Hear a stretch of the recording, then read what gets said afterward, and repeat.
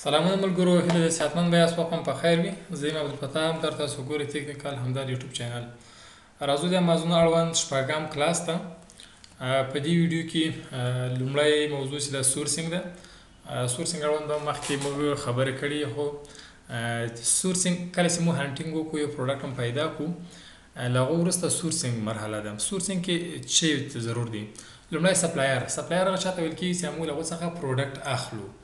اتنټیک سپلایر د سی پرایس کې موږ هغه پروډکټ راکړي چې هغه موږ لپاره پرافیټ ولري، ګټه ولري. نو لومړی اصولو سپلایر پیدا کول، دوهم پرسنټر پیدا کول یا د سپلایر پیدا کول چې موږ ته لیبلینګ هم وکړي. لیبلینګ څه معنا؟ یعنی په پروډکټ باندې او هغه پروډکټس په کوم کارتن کې اچول کېږي، هغه موږ ته د امازون له طرفه د هغو پروډکټ لپاره لیبل راکول کېږي. هغه باید لیبل باندې ووهل شي. کله هغه پروډکټ د امازون ویرهاوس ته ورسي، د اسکن کې او په امازون والا ویرهاوس والا پوسی چې دغه ستا پروډکټ دی، ستا د سټور مربوط دی. بل چې ولو پرایډ پروایډر چې کوم کس چې پروډکټ له سپلایر څخه واخیستل چې هغه پروډکټ د امازون تر ویرهاوس پورې موږ تر ادرس پورې ورسوي. سورسینګ کې همدغه درې سټیپه ضرور دی او موږ به عملاً کار پرې کول کې ستاسو ته یاد دي. بل چې د پروډکټ لیسټینګ ټایپ ده. کله چې موږ پروډکټ پیدا کړو، غواړو چې هغه پروډکټ په خپل سټور کې لیست کړو.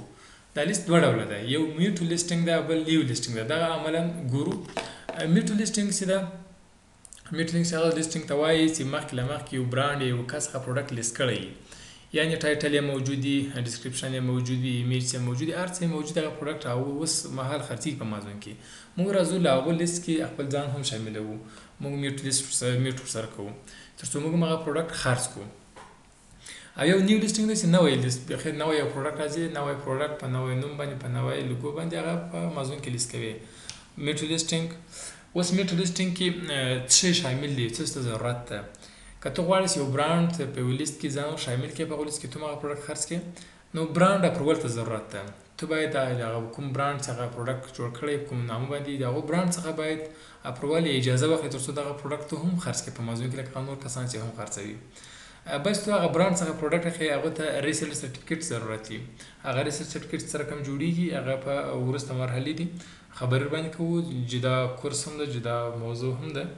خو ریسیل سرټیفیکیټ تاسو خپل هم جوړولی شئ، که نور کسان هم درته جوړولی شي.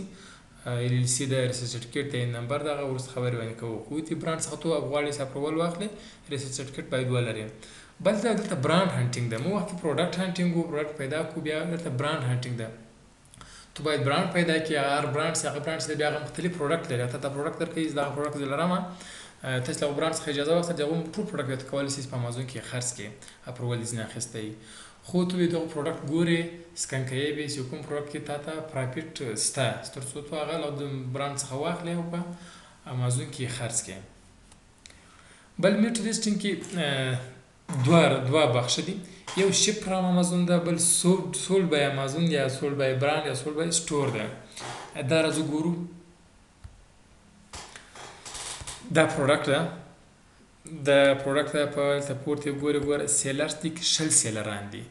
له دې سره به ته میوټو لیسټینګ کوې. شل سیلران دي. اوس هغه شل سیلران ګورو، لیست یې ګورو. راځئ دلته دا ګوره، نیو انډیوسډ شل ګوره لیکلي فرام.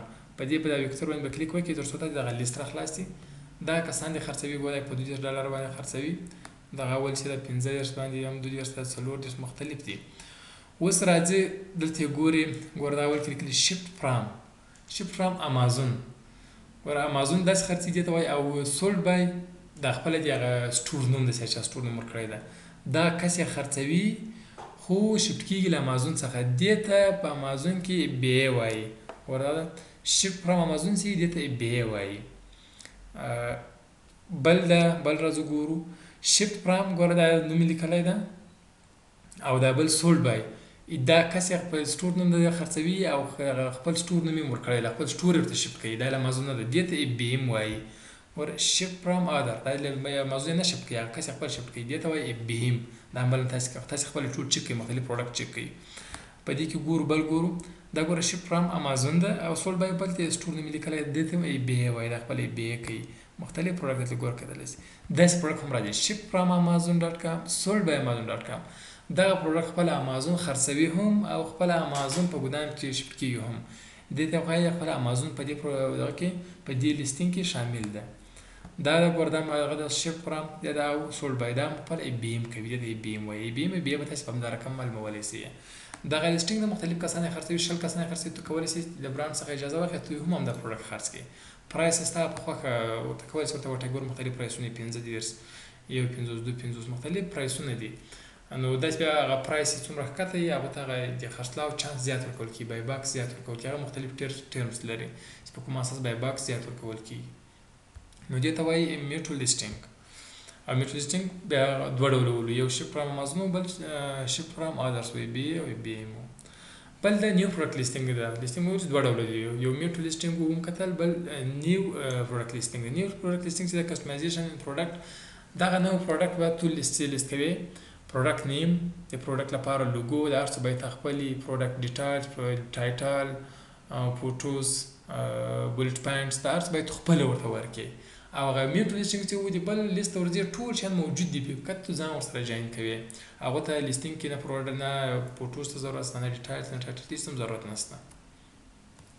بل کله چې موږ نوی لیسټینګ وکړو، نوی په خپل نوم باندې په خپل برانډ باندې په لوګو باندې یو نوی پروډکټ لیست کوو، یعنې دغه پروډکټ پخوا هم خرڅېږي خو بدل نومونه، مثال قلم ده بدل نوم خرڅېږي، ته یو په خپل نوم باندې کسټمایز کوي، خپل نوی لوګو ورکوي، نوی نوم ورکوي، غواړي چې دا پروډکټ خرڅ کړي. نو غواړي چې دا پروډکټ تو په امازون کې خرڅ شي، نوی یې لومړی ورغلی دې لپاره به اډورټایزمنټ یعنې اعلانات کوي.